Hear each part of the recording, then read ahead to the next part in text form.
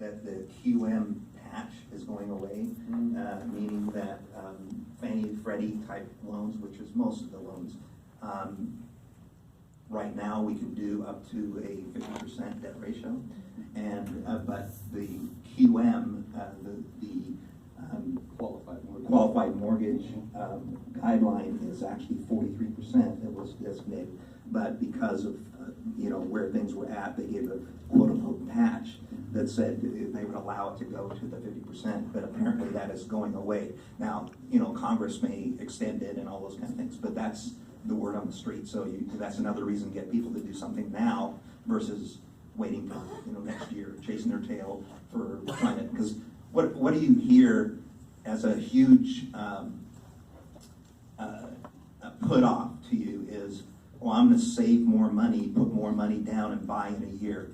So you've got to find ways to get them off the fence. You have reasons, and that's probably one of the reasons. All right. I think that kind of goes into the next question, which is, for each of you, what programs do you have that the realtors might not know in your particular industry that can help get their clients qualified, that maybe programs that they're not aware of, things that, whether it's first-time buyer programs or no low down products, things like that our audience doesn't know about.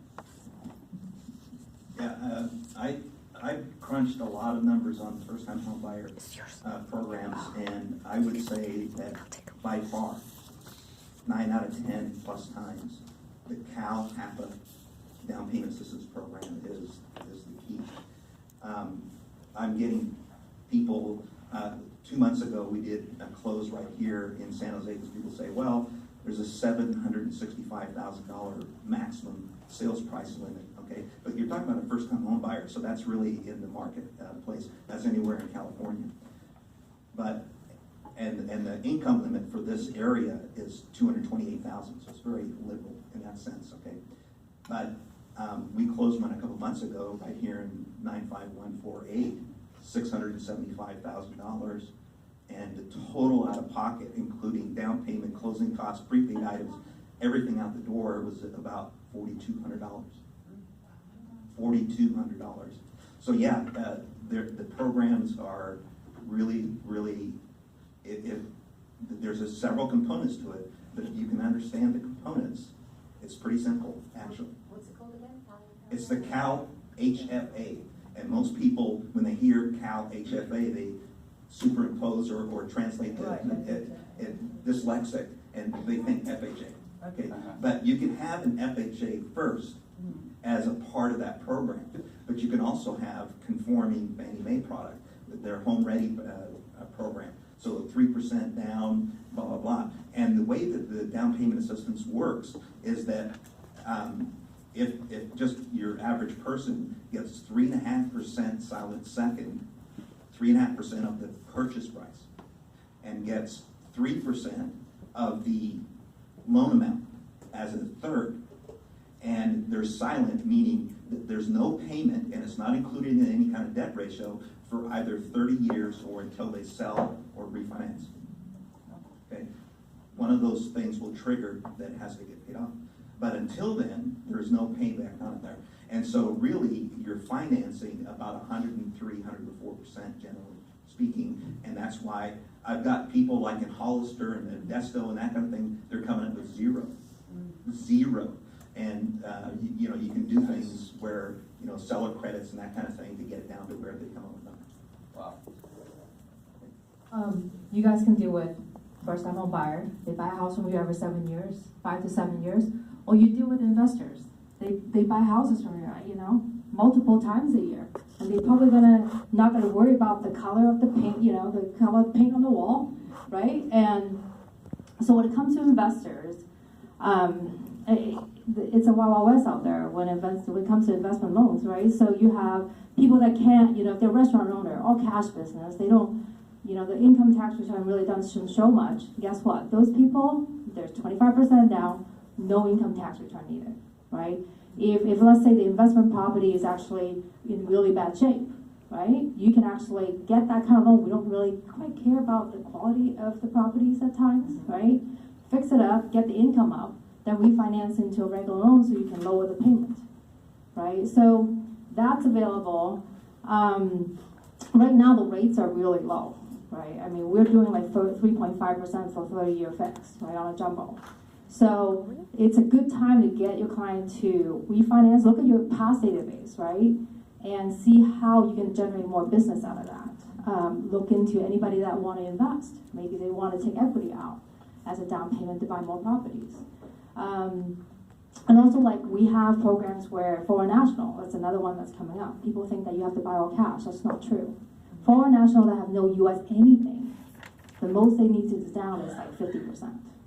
And you can get a loan, you can buy any property here. No U.S. anything, no U.S. income, no U.S. asset, nothing, right?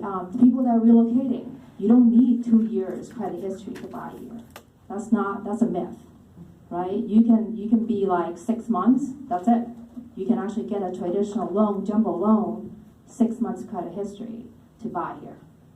So that's just a few programs that, you know, get your mind going. Hey, how can I, based on the people I already know, the network I already know, can we generate more business out of it quicker? Well said. Yeah, this is a fun one for me. When I was at Wells Fargo, I would take a lot of applications in, but not a lot of them would get approved because, you know, some banks are just more conservative than others. And I went out there, 20, 30 different, you know, lending managers, like my boss over there, John Necker, who won me from having this conversation, and we talked about underwriting guidelines and how just, you know, out there Bank of the West is. So one of the big ones is we can go up to 60% DTI. In the Bay Area, you know, real estate's expensive. There are uber wealthy people out there that can just, you know, get real estate all day long. The middle class is still having a little bit of issues, so this will help them get a little bit of a bump up to buy those properties. You know, I'll say to my realtors, if your client can get, you know, $1 million purchase price through Wells Fargo or Bank of America, Chase, U.S. Bank, whatever, send them over to me. We're probably looking at like 1.3, and that's a big game changer right there. I actually just got a referral from one of my friends at Wells Fargo the other day. They can do 10% down, but only up to $1 million. We can do 10% down up to $2.5 million. So that business came over to me quite easily. Some other fun ones that that have come up in my life professionally, non-warrantable condos, or condos that have some sort of a litigation or issue. Most banks don't want to touch them because they think, oh gosh, you know, there's going to be a special assessment, there's going to be a whole bunch of money coming out of these people's pockets, and they're not going to be able to pay for their, you know, for their mortgages. There's going to be defaults. We will entertain those, okay, on case-by-case basis. Construction defect litigation? Yes. Okay. And so there's one up in San Francisco right now that has some nuclear issues because of some Japanese something landed there, and it's an EPA issue. Environmental Protection Agency says no one is buying or selling or refinancing here. This is something that we're not going to overturn, right? This is too dangerous for us. But something in the middle where it's like, oh, it's settled differently, and now my mirror's crooked. Like we'll look at it. Yeah. There's some other ones. I do a lot of deals with our wealth clients. So if they have cash in the bank, you know, let's say if they have $1 million cash and you want to get a $1 million loan, we'll go up to 100% debt to income ratio. Okay, because we feel that is a much more of a safer deal than otherwise. There's more, but let's move on. We've got one talking about that, to 95 to 2 million, something. 95% LTV up to $2 million. Not bad. All right. Yeah. And we have litigation, condo litigation. Beautiful. One of the things is we have the difference here is that we are direct lenders, we are brokers, and Wait. That didn't mean my question. That's exactly my question. All right. Lead us into it. How do the realtors know which place to send their client? You all do something slightly different. Banks, brokers, and so when they're talking to a client and they give out a lot of referrals to a lot of different places, they don't want their client to go to one person and then have to go to somebody else. So I want you to tell them, when should they send them to you, when should they go to you, what does it look like, and tell us. Go ahead, Don. Set me up here. Yeah. Good one, Yes, try not to get punched by Jonathan there. Yeah. I'm was No. concerned about that. So, I don't know. To go to just a direct bank, Bank of the West, the B of A, the big box bank. If you have a client that is an AA paper, has all sorts of money in the bank already and those kind of things, they're probably going to get the best rate. If you're talking about if rate is what is key. If they qualify. No, I mean, if there's an A plus, client, then it's safe to send it to one of the big box banks.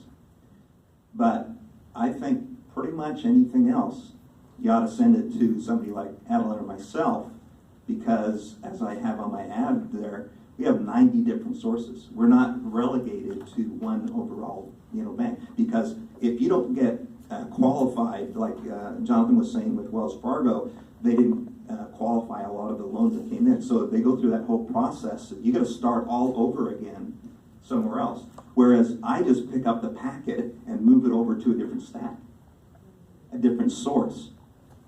And the key, though, is that generally speaking, that never has to happen. Why?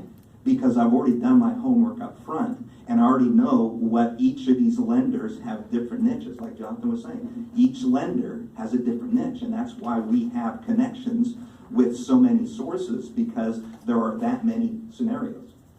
And so why would you want to have somebody pay for an appraisal and then having to go pay for another appraisal and start the process all over again when we can just pick up the whole thing and send it over somewhere else?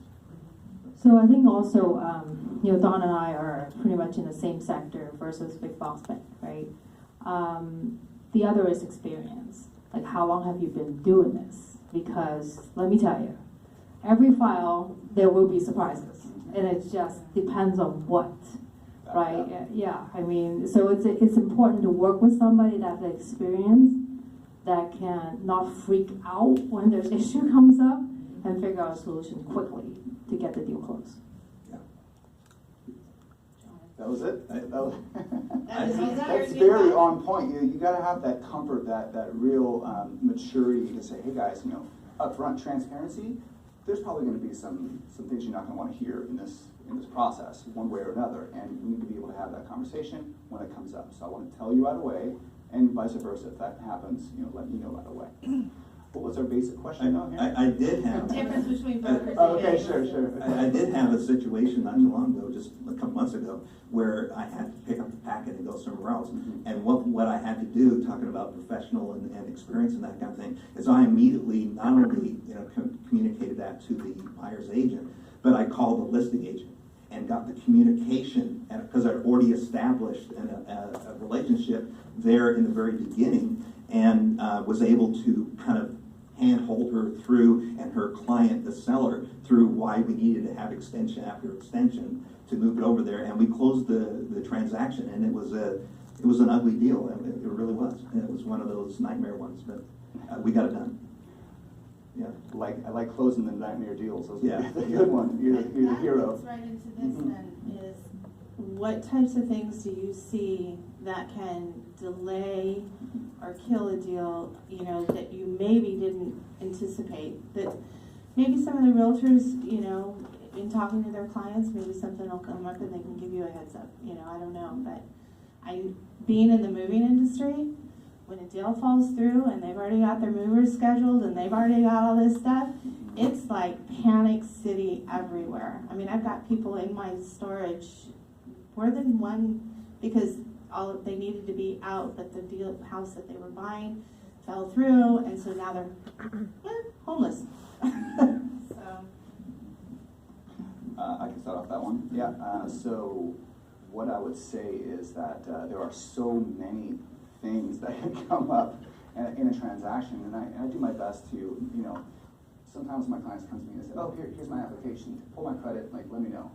And I'll say, no, let's have a conversation about this first. Let me know the ins and outs of your situation. And even with that, I've had a few clients just here, for example, who, for some reason, out of all the years that I've been doing this, have had pretty large tax liens, 2017, 2018, pop up, and they're barely making it, and these things need to get paid. because we're a federally regulated bank. When the IRS wants to make sure that these things get paid so that we can close the mortgage. And a couple of those were deal killers, and they came up at the last minute, right? So something that, you know, hopefully needs to be talked about beforehand. And it's hard because, you know, These were liens? these are tax liens, yeah. So this, back taxes, you know, $50,000, $60,000 a year. So There were actually liens, or they were just amount owed? well, they were not owed. They had some payments. They were like $100 a month, $100 a month, but it came up to be a point where it was like $2,000 a month, So and that we could do killed that. them. We could do that. That's okay, great. So I'm working with Don a lot more now. So what else? What else comes up? You know, people change jobs. I mean, people get car loans right in the middle of the stuff, and it's unfortunate because, you know, we only have so much breadth, right? We have to talk about big ticket items for the most part. Your credit, your income, and your assets. If you've got these three, we're going to have a good conversation, but we can't cover all the bases, right? This is what an application process is for. Yeah. Yeah. I think also like, you know, I think the terms are very loosely used, right? The pre-approval versus prequal, right? Let me tell you, people always make more money than what the lender will consider. People always think they have more money than what the lender will consider, right? So just over the phone, having a verbal prequal, I mean, you're setting yourself up for trouble, right? So really having a proper pre-approval, because a lot of these jumbo loans that we're dealing with, there's reserves requirement. Some lenders need liquid reserves, how many months, right? So some lenders have more months requirements than the others. So that's one. I think from a lender perspective, you know, we don't drive a truck out to see the properties, right? So if you go to a property and you see that the toilet's supposed to be white, but it's black, health and safety issue, mold. Dead deal. Yeah, dead. I mean, it won't be dead, but it would just need some severe, you know, massaging and, you know, wiping and all that. So, you know, that kind of stuff, like, let us know if you see any kind of, like, if it's looks like it's in the middle of remodeling, and guess what? Right, it's a different type of lender, right? So that kind of stuff we want to know, because we don't know the conditions of the properties, right? And also, like, sometimes if they add a room without a permit, guess what? When an appraiser comes out, they can't count that as part of their they can't count that as part of the value, even though your client is buying with that in mind, or even ADU, right? So it has to have comparables that they can support the value. Speaking on that, just real quickly, remodeling during a refinance or something like that. I had a client one time, the appraiser went up to the house, took pictures of everything, and then I saw it on the report, huge hole in their lawn. They were making a pool, yeah, they were doing their own pool, and it cannot be completed until, you know, that pool was brought up to, it's a hazard, yeah? So that was a big one, but even small stuff like they bring out the cabinets or something like that, it's now And not mechanical marketable. Mechanic liens, big one, yeah. Yeah, the dog thing, if you put a fence around it, I think, Oh. you can get around that. Interesting, yeah. Yeah. So this is massaging the deal, right? Yeah. This is being creative, and that's what we do all day long. Yeah. Yeah. Yeah. And so I give to all my clients what I call the 10 Commandments. And so I have it, thou shalt not. And because, you know, most everything, they're so common, the things that people do. And you would think, when you're in the business, you think it's so common sense that you don't go out and buy your Mercedes new car to drive into your new neighborhood to impress your new neighbors with your new garage, because you won't be able to qualify for that new garage. Yeah, Because you just now put a $700 a month car payment on there, and you were already at 49% debt ratio. Okay, so it's not happening. So those are the kind of things that you really need to talk to people about. Is I would say, from a realtor standpoint, take it off of your shoulders and say, look, you got to talk to my lender, and do not do anything until you talk to the lender.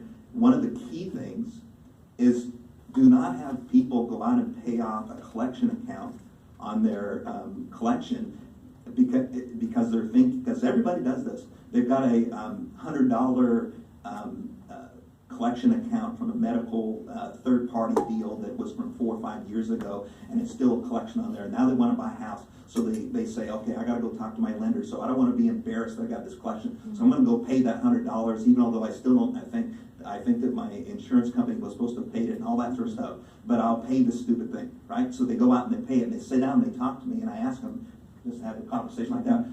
How would you say your credit is? Excellent, good, fair, or hey, Don, we might need to talk. And they'll say, oh no, I'm golden. I just went and I paid off a collection account that had been on there for a while, and of course my stomach drops because I know what happened immediately upon doing that. Even although they paid it off, it'll drop their score 50 to 80 It's points. a tricky Not- system, everybody. Not Very tricky. 4, 5, 6 points, 50 to 80 points overnight. And what's the reason for that? Just Because it's a recent activity on a very negative account. Uh-huh. Recency in the credit world. And by the way, on the back of that flyer that's in front of you there is, I have a credit seminar that I do that you can come to. It's for consumers, but I also go to real estate offices and do that there for lunch meetings and that kind of thing. And just because we were talking about it earlier, on the front of there, I have the first-time home buyer seminar that I'm doing next Saturday, and along with that credit seminar. So you're welcome to come to that, or bring Awesome. friends, or just show up yourself.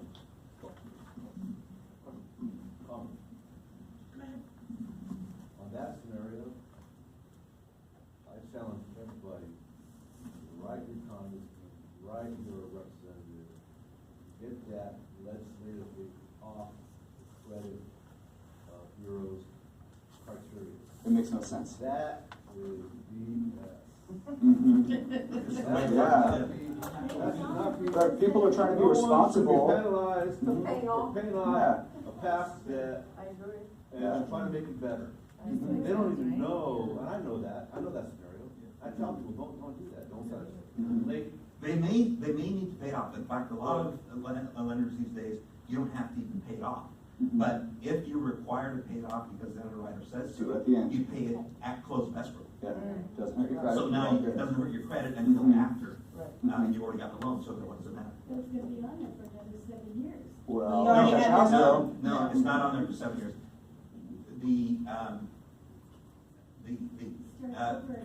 no, it doesn't start it over again. It used to. Those are the old days. The new rule is that it's set, a collection account is on your record for 7.5 years, but the 7.5 years starts when you're on the original creditor, when the first payment that you missed that caused it to go to collection. That's when that 7.5 years starts. So that was 2 years prior before they sent it to collection. So then, at this point, when you stop making payments to the original creditor, is how long the 7.5 years will. And on this point, all of us here are credit experts, I think, at this point in our lives, but this sort of leads into, the credence of having credit repair specialists in some situations where it's like, this is a little bit more complicated. Maybe you can get these things expunged beforehand, maybe after, how about we have a conversation with that person beforehand, and then we can work together on making sure that scenario is taken care of well. And sometimes with improving your credit, I look at it and I say, okay, you're at 660. If we can get you fairly easily by paying down, credit card because of the balance ratio thing, we can get you to 680. But you know what? That's only going to be an 8 interest rate, difference, and you're going to lose the opportunity to buy that house. So it's not worth the hassle right now. So those are the conversations that you have to have. Absolutely. And also, like, when we first pre-approve people, we pull credit. And our clients get into a house, they go, oh, I'm gonna go buy appliances, because a few $1,000s, right? They'll get a credit card, sometimes they got enticed by the 10% down, or 10% off, or whatever with these stores. What they don't realize is that all the lenders pretty much do a soft pull before they fund, so they will see that new Double debt. check. Is this Right. new debt? It What is, happened? yeah. It's not new debt, they'll see the inquiry. Right. For sure. For sure. And so then you have to explain the inquiry and say that you had or had not gotten a loan, or it was Right. just shopping loan kind of thing. But you cannot lie about it. Right. So you want to go there. Thou So shalt if you- not get If you credit. would say that, yes, I did get a new loan for furniture or a car or whatever, Mhm. that'll be fine if you now have to provide the paperwork for that contract. And it might take a while to get in the Delay. mail. You know, so it's gonna delay at a minimum, Mhm. and if you still qualify debt to income ratio wise, then no harm, no foul, but you gotta have an extension or whatever. There's a lot of complications that go into this whole process, unfortunately, and this is what we are here for. Yeah. And if you guys give them credit, please say that up front. Yeah. Like, let us know because of the TRID, we have to redisclose. Credit, anything changes, any credit from you guys, credit from the seller, any credit at all, we need to deal with it on the fee sheet. Sometimes the appraisal needs to get updated as well with that, so they can adjust and make sure that the house is still worth what it was sold for originally. We're going a little More over, time. I Go ahead, think. Kim. Huh? Go ahead. I think we're going a little over, so I wanted to take a moment and first see if anybody has any specific questions before we move on. You've Questions? explained everything so well. Just a quick one. Is there a limit to how many properties you can own or you own if that's gonna affect you getting a loan, I guess, on a new home? Mhm. Like if you have 5 or 6 or 10? There's no limits. Okay. There's no limits, even though they're all financed. Yeah. It's okay. Okay, well, If you, go ahead. caveat to that. Mhm. There's a lot of loans, Mhm. traditional Fannie Freddie, yes, there are limits, either 4 and sometimes up to 10. Mhm. But there are other programs that we have, alternative financing in the jungle world, Mhm. that are unlimited. You will find this happening sometimes with like Wells Fargo again, for finance loans was your maximum. Bank of the West, we have no maximum, we have no maximum loan amount, so we can do as much as we want. But you still have to qualify, right? Because each and every one of those properties will have insurance and property taxes. And if they're rented, hopefully it's, after the 25% haircut that we need to take for rental income, for vacancies and maintenance, it hopefully covers that and you're in a cash flow positive situation. Right, but also with banks also, they want to minimize their overall exposures to one person. So they might have, even though they might have no limits, but they might limit you getting maybe 10 loans, 20 loans from them. But what if you want to buy 50 properties? Then we have lenders that will take care of that. And also, as far as qualification, you talked about the 75% Mhm. rule, Mhm. meaning that the general rule, if you don't have any kind of 2-year history on it, you have to use 75% of the incoming rents to offset the debt. If you have 2 years with tax returns, then we have the alternative way. If you really did have a lot of income coming in there, we can use what actually is on the tax returns. Very nice. If we're using that. Mhm. So there's, that's why, once again, going to a broker that has different alternatives, you're not stuck with, it doesn't work this way, it could work that way. And before closing, can the customer just get a department store credit card?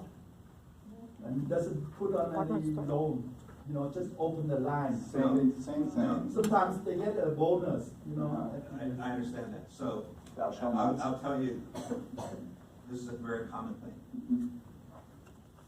When you go to the store and it says, at Christmas season or holiday season, it says, you get 20% off if you just sign up for a card. Okay, so now you're thinking to yourself, I got $400 worth of goods here, so I'm gonna save $80.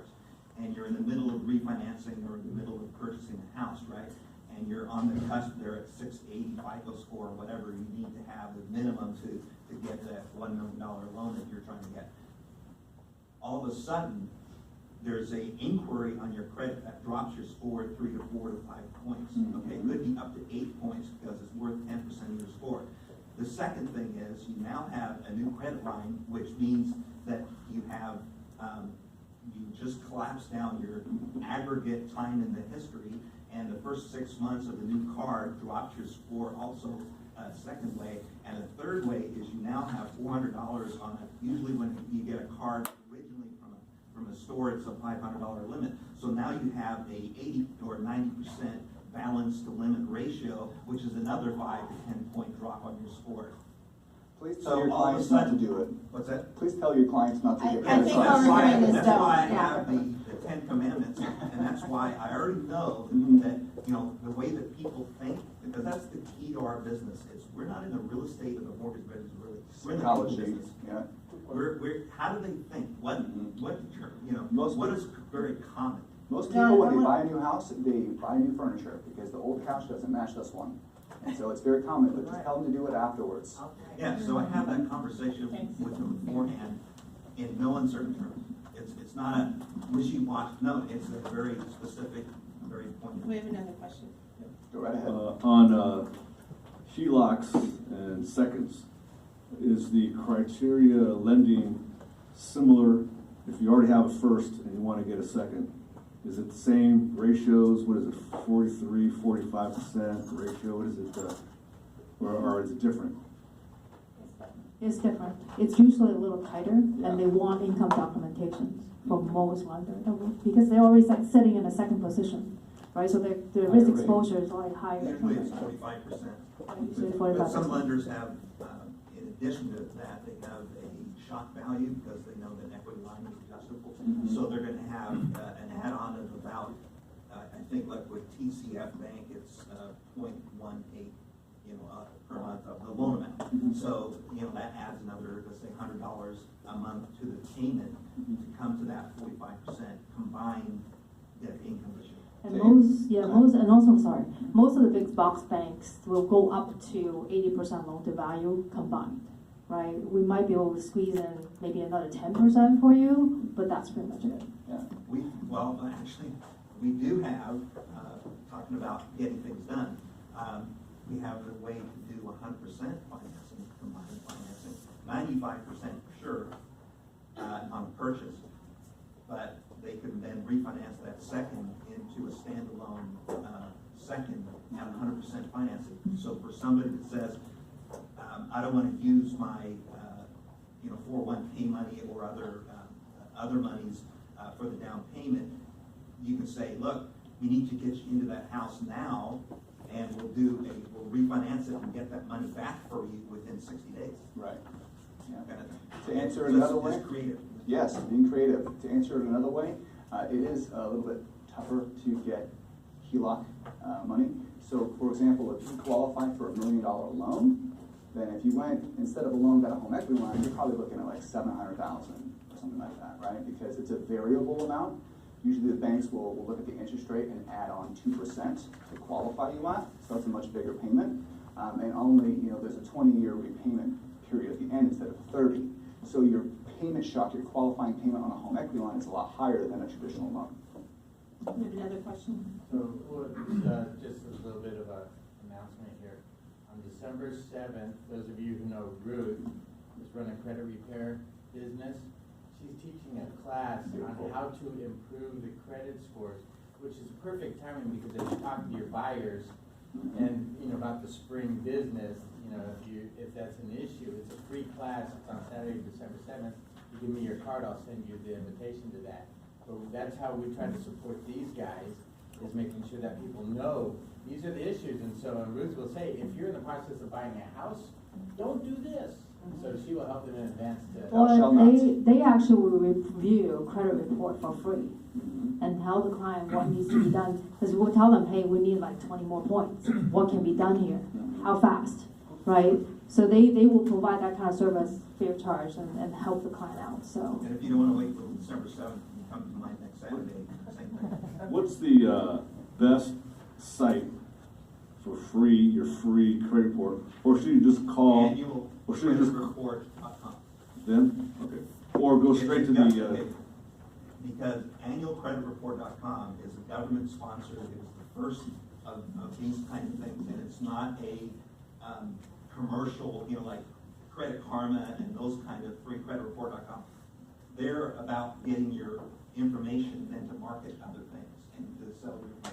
Whereas annualcreditreport.com, you're not gonna be worried about getting marketing. So, All of them will give you a credit score if you pay. It's usually about $7 per score. But here's the No. thing about those credit scores.